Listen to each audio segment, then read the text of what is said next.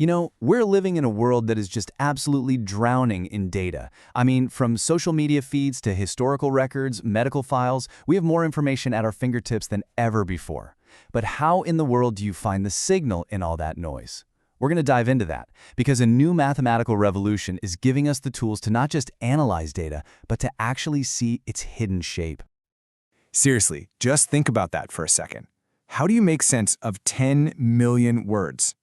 Imagine you're a researcher and someone just hands you 300 years worth of court transcripts. Where would you even begin? And this isn't some thought experiment, by the way. This is the exact massive challenge that scientists are facing right now. You see, the problem isn't just the sheer size of it all. It's that so much of today's data is, well, it's messy. It's really complex. It doesn't fit into these nice, neat rows and columns. Scientists call it unstructured. It's not organized in a predefined way like a spreadsheet. And all this messiness is forcing us to find totally new ways of seeing the world. So this new data problem, it's basically flipping the old rules of science completely on their head. Let me show you a perfect example. Okay, so meet Simon DiDio. He's a researcher at the Santa Fe Institute, and he was staring down the barrel of the archives from London's main criminal court. And just look at these numbers. 300 years of records, almost 200,000 trials. And here's the kicker. This data was just collected. There was no big hypotheses they were trying to prove. So the old scientific method, form a hypothesis, then gather data to test it, was totally useless here. The Yale mathematician Ronald Koithman put it perfectly. He said, "We have all the pieces of the puzzle. Now how do we actually assemble them so we can see the big picture? We need a whole new framework. It's not about finding a needle in a haystack anymore. It's about understanding the shape of the haystack itself." So how do we find that shape? Well, the answer comes from our first big, revolutionary idea. It's a field of math that's actually been around for centuries, but now it's being used in a completely new way. It's called topological data analysis.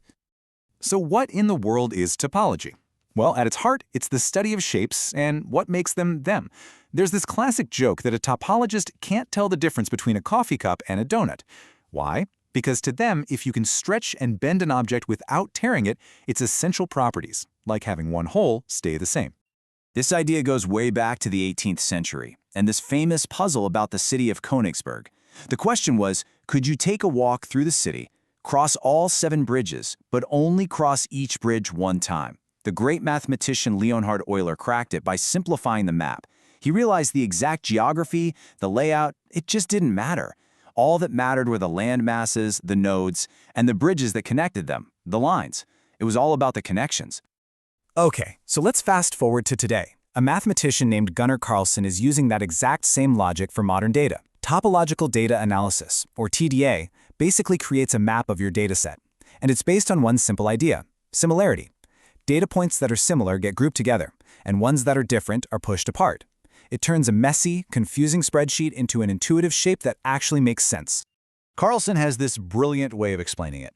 He says that using old methods to analyze data is like searching for a hammer in a dark garage with just a flashlight. Yeah, you might find it eventually, but it's slow and you're going to miss everything else.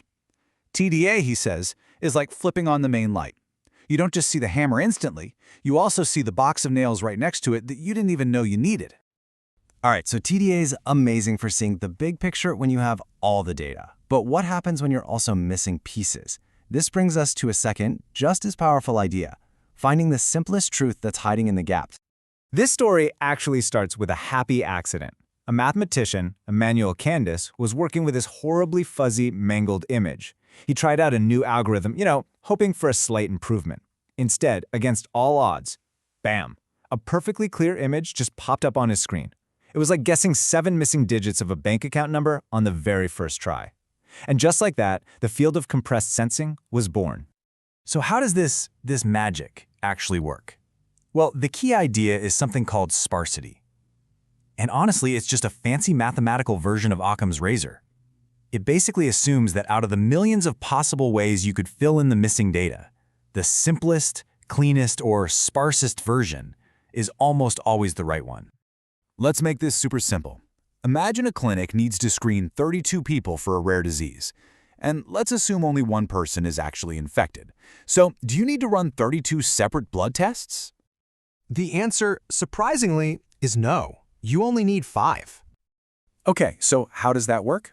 Here's the trick. First, you pool all 32 samples together and run one test. If it's positive, you know the person is in that group. So you take half the samples, 16 of them, and test that new, smaller pool. You just keep cutting the positive group in half. This holistic approach lets you zero in on that one person in just 5 tests instead of 32. That's the core idea of compressed sensing.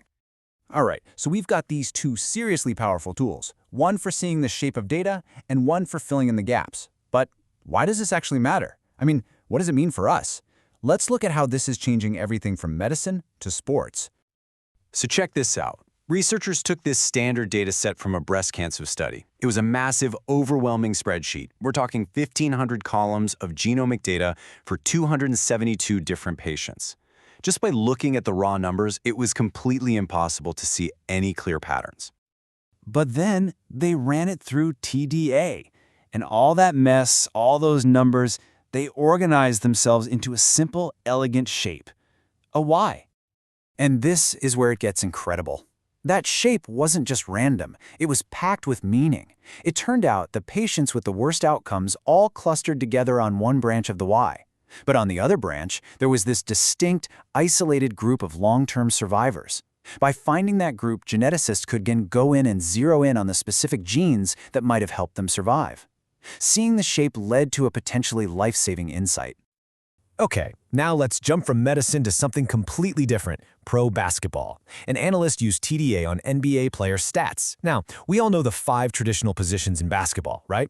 Well, the data shape revealed there are actually 13 distinct player types. It found these hidden roles like scoring paint protectors, big guys who can block shots but also score really efficiently.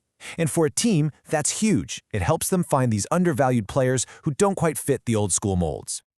So when you take a step back and look at all this, what does it all add up to?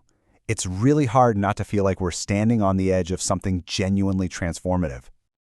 As the physicist Alessandro Vespignani says, these tools are powerful on their own, but when you combine them, you create something totally new and different.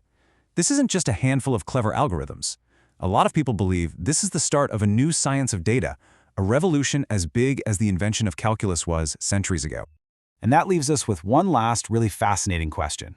For centuries, we've treated data like it's just a collection of numbers, but now we know it has shape, it has structure, hidden connections.